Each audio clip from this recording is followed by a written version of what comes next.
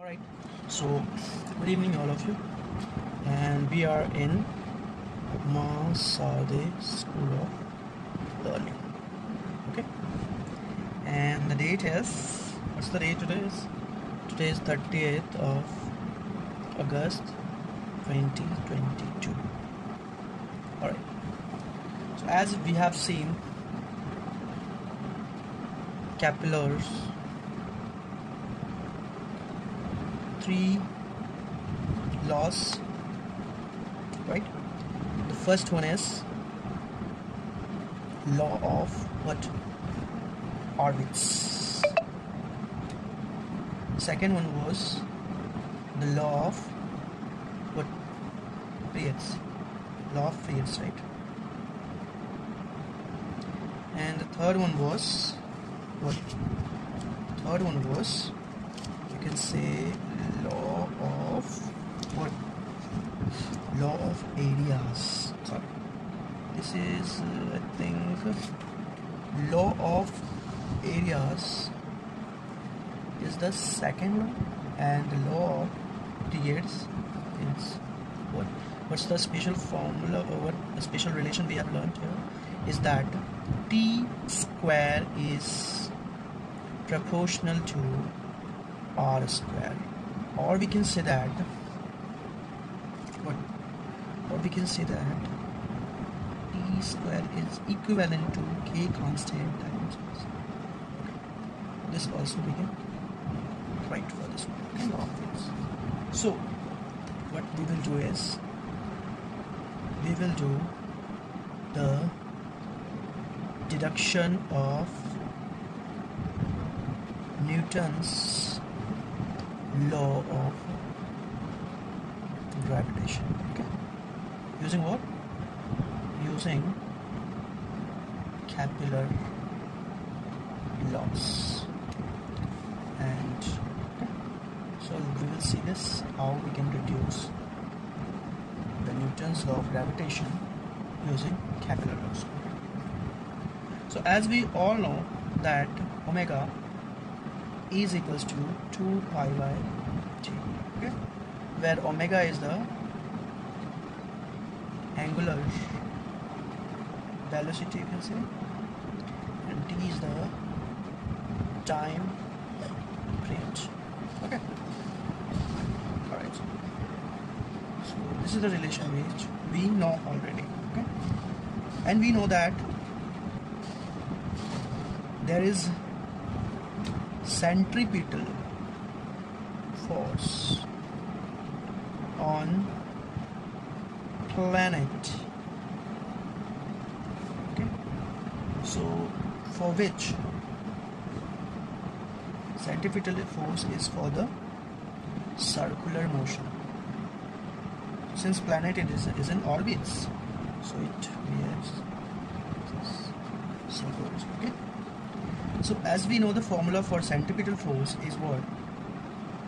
F equals to, F is what? Centripetal force, which is equals to mr omega square.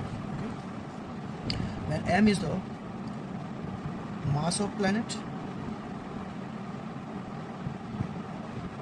r is the radius or distance of the planet from sun, you can say, and omega is the angular velocity of the planet, okay, towards the sun. Alright, so let's see the derivation. So since we know that m equals to mr omega square, which we can write as mr omega, what we can write for omega is 2 pi by t whole square, right? And which we can write further as 4 pi square by t square mr. Alright, so according to Kepler third law, Kepler, sorry. So Kepler laws, we have seen that T square is directly proportional to the R cube. Okay, or for this we also can write as T square is equals to K constant R cube. Okay, so let's say this is equation 1, let's say this is equation 2. So from equation 1 and 2 we can write as F equals what, 4 pi square mr by K times R cube, right? We can write this also. Okay, so from here we also can write as F equals, since R and R will cancel out, so we can write as 4 pi square by K m by R square, right?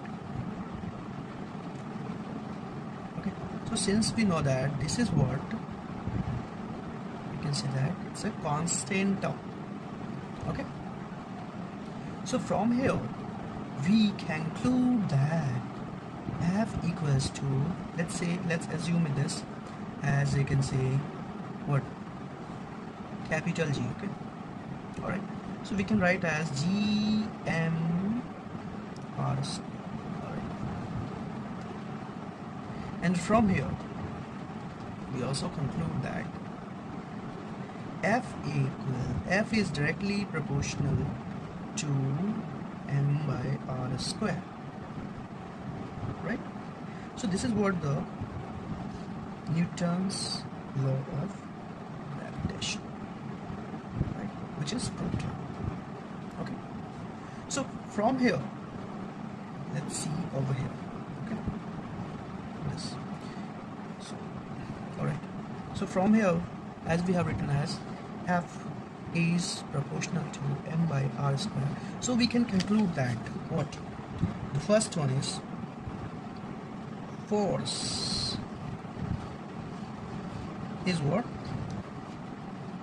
force, you can say centripetal force, right, is inversely proportional to the square of distance from planet to sun.